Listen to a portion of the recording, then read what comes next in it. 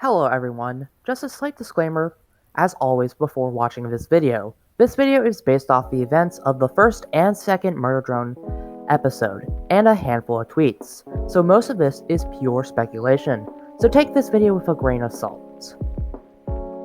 In the Murder Drone series, we are introduced to many characters. Some play an important role in the series, while others are used for either background characters or soon-to-be corpses. However, I am most likely a bunch of other people skimmed over a very important character, one who plays a bigger role in the story than I had originally thought. Meet Doll.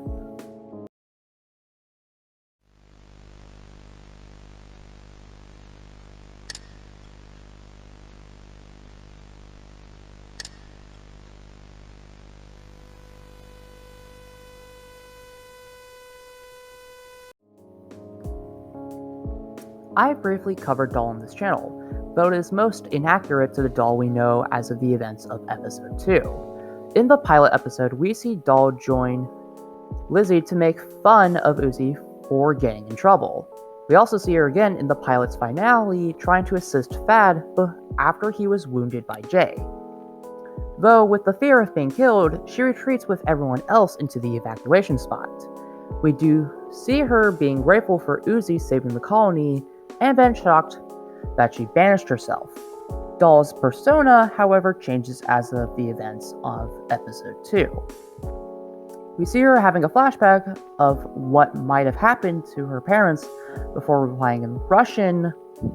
Мертвые. Я смотрела, как они умирали. Then she uses the Absolute Solver to damage the door in which it cannot be opened by Lizzie, preventing Eldritch J from getting into the classroom. And yes, the official name for the monster is Eldritch J. #RIP Phantom Reaper. After the events of Eldritch J's demise, we see a Robo-Roach crawl up to Doll before Doll overloads it, causing the Robo-Roach to implode, and Doll eats the oil. This sums up all the times we see her, though as of episode 2, her most major appearance was at the end of the episode. This begs some questions, however. Who was Doll? Why does she have the virus, or Absolute Solver infection? Courtesy of my common critics. And finally, what are her motives? To Doll's past, we don't know much about her, let alone her backstory. However, thanks to its Ellisdono, we know that in the scene when Lizzie asks where Doll's parents are, we see Doll have a flashback. As it turns out, Doll vividly remembers Robo-Roaches crawling into her parents' mouths. It's very disturbing. Though I doubt that it was the murder drones that actually killed them. When rewatching the episode, something that always stands out to me is her only line. For some reason, it gets my fearless brain thinking. Why does that line just scream, "Guilty! Pay attention! Lore!" Well, I think it has to do with this. We see her with a Robo-Roach and straight up overload it. How big of a stretch is it to think that she can manipulate and control Robo-Roaches? Even her eye color is identical to the Robo-Roaches. I believe that Doll killed her parents. The little to no expression at how she reacts to the question Lizzie asks is insanely suspicious. Plus, when Uzi and Khan bring up Uzi's mother, both feel rage and sadness. Doll just looks up like nothing ever happened and replies casually in Russian. Also, we see her with a picture of V, which shouldn't be possible, since V is technically an insane psychopath that would kill her on sight. How she got the photo was beyond me. This is where I speculate, but this leads me to my second question. I just want to quickly clarify. I know some of you guys are saying Uzi inherited Absolute Solver, but technically speaking, we don't know how much it had infected Uzi's mom before Uzi was born. And Absolute Solver was most likely overridden by Khan's side of the code. Nonetheless, I believe that N awakened the Absolute Solver infection, since with the dose of saliva, the programming re-entered her system, and it would awaken Absolute Solver or what was left of it. Let me just say this. Doll didn't get it from V, but rather by something else. Like I said, V is a psychopath, but she isn't immune to gross or vile things. So sorry. Have fun repressing this? Ew! What the hell? And the Robo-Roaches would most likely fall under this category. My explanation behind this is that the Robo-Roaches came with the murder drones. Cockroaches in real life are decomposers and eat dead organisms. It would only make sense that these Robo-Roaches would eat dead workers, since if JC Jensen ever wanted to return to Copper 9 to begin or restart operations there, they wouldn't have to worry about corpses littering the planet. With these explanations, it would also make sense that the Robo-Roaches could regenerate like the murder drones. So, Absolute Solver would be programmed into them. It also explains why Doll's eyes are turning into a neon red. It's because she got Absolute Solver from the roaches. Disgusting, I know, but with these things now covered, let me paint the picture of what might have happened. Doll was in a different colony that most likely spoke Russian, since that appears to be her first language. One fateful day, however, Doll was probably doing something when she ran into a Robo-Roach, which bit her. This bite might have accidentally transferred Absolute Solver into her, which as far as we know, was quite some time ago.